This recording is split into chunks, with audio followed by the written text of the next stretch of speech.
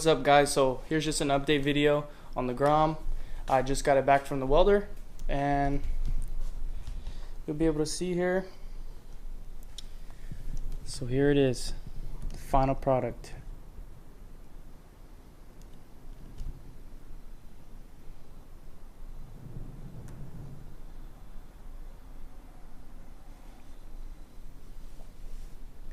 Alright, so basically, I'll show you what he did. So first and foremost, he fully polished the exhaust, which it looks amazing. But the only original part that he kept on here is till about here. There's a weld here, so we cut it here actually. Cut it there and he did all new piping up. And let's see if you can see here. So basically, he ran all new piping up. He got 2 hangers on it this time instead of 1, which I do like. And it's a slip-on. Let's see. It does slip on right in there. There's no reducers. It's all just the same equal length all the way through. And then he didn't keep this original part. He welded it all the way up to here.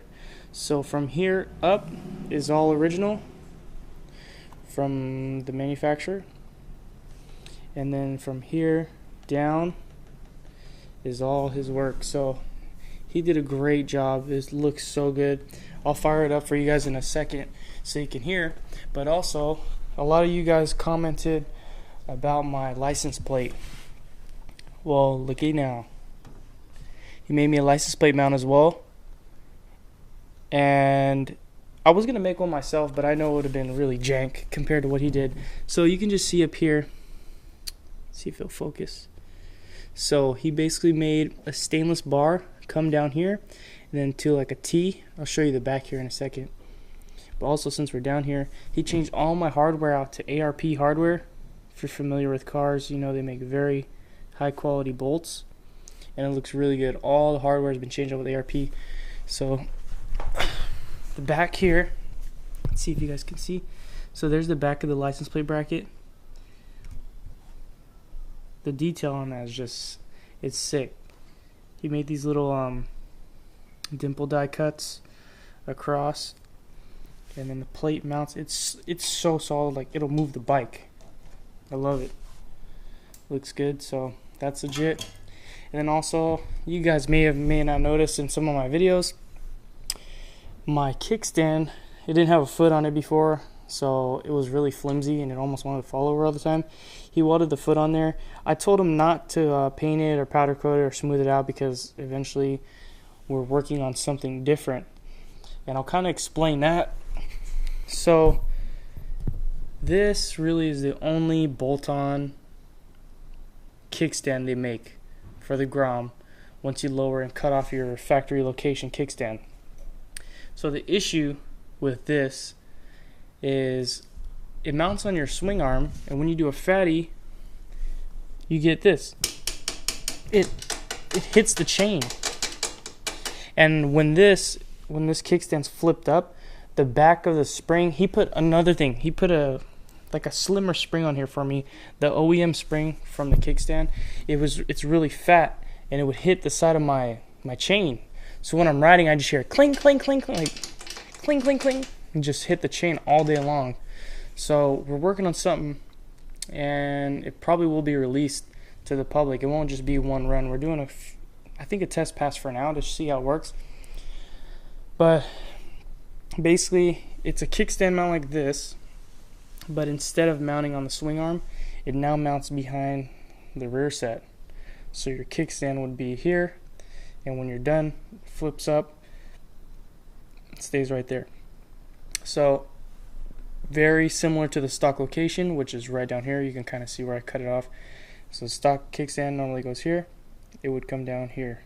So the weight distribution will be a lot better. It's another thing with this kickstand that sucks is since it's in the back, the bike just feels really wobbly. So, but also what I did is I got new rear panels. There, let's see if we can get a better look on this side. got new rear panels, so no more scratch. Nice and fresh. No more scratches on there.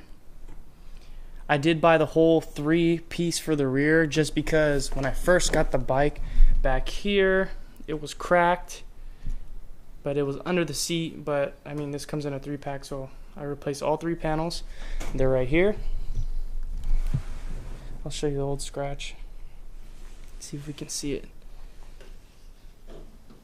So there's the scratch panel. Huge scratch. And then this was that back piece that you can see. It's a little cracked right there where the seat goes. Can't really see, but there you go. It's cracked there. But I also did wire up these blinkers. I don't know, let me know what you guys think. Let me try to go over here and get better lighting so you can see it. I don't know, let me know what you guys think on the blinkers. I think the Mini Moto Lab blinkers that match with this, I want to say are like anywhere from $40 to $60, which isn't bad. But for something so simple, I got these off Wish. There's this app called Wish. I got these literally a pack of 20, so 10 pairs for 50 cents. 50 cents. I'll show you what they look like. They're super bright.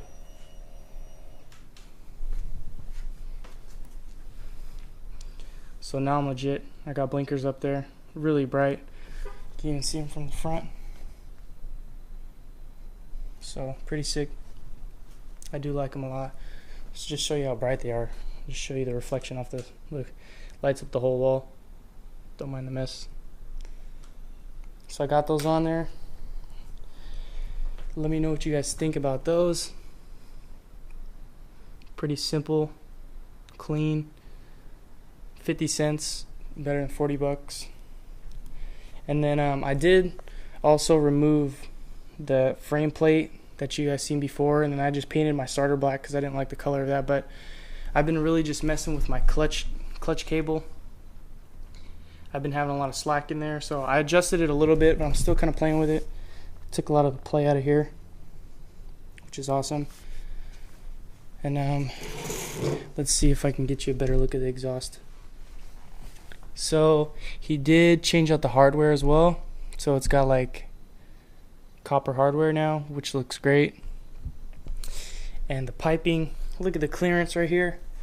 Man, this is unrealistic. Like before, I probably had maybe 2 fingers of clearance, and look, it looks like I got like, I don't know, 6 inches of clearance. But if you can see this pipe, it hugs so close to the frame. It's almost touching it. That's one thing I liked about this header. And he meshed it up perfectly. So I did take it for a ride today, and no scrapes. And the roads that I normally ride on here in California are destroyed. So like I said, he polished it all up. It's all chrome, and it fits perfectly in the undercowl. But here's another look.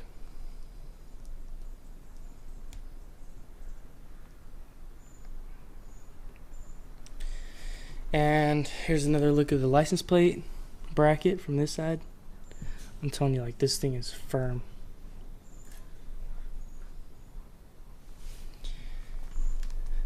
And he also cleaned up like the inside of the mufflers, which is awesome. Oh, and then I did another thing as well. In my last video, when I put the seat on, I told you guys that the fitment was poor on this, and before there was a gap. There was a big gap in between this plastic here and the seat. You could almost see inside the channel. Show you guys what I did. See, now it actually even pops open too. So all I did was this latch that's in the bottom, I threw 2 washers under it, so now it's not sitting flush in here anymore, not sitting flush against that. Put 2 washers in there, so now when it locks in place, it sits a little bit lower. So I like it. I also trimmed the little rubber stoppers on the bottom of the seat, trimmed it down, made them smaller. So let's see if I can get the seat on one hand.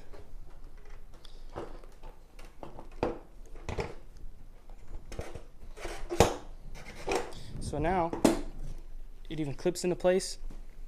I mean, there's still a gap, but at least you can't see the battery and all that under the seat. So that's awesome.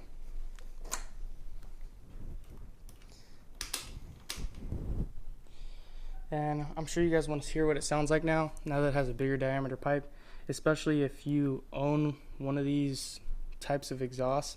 I know Wireswin, I think, makes like 3 different kinds. If you want to hear what it sounds like with the bigger header pipe now instead of like a 1/2 inch diameter pipe, I'll start it up. I'll post the clip right here.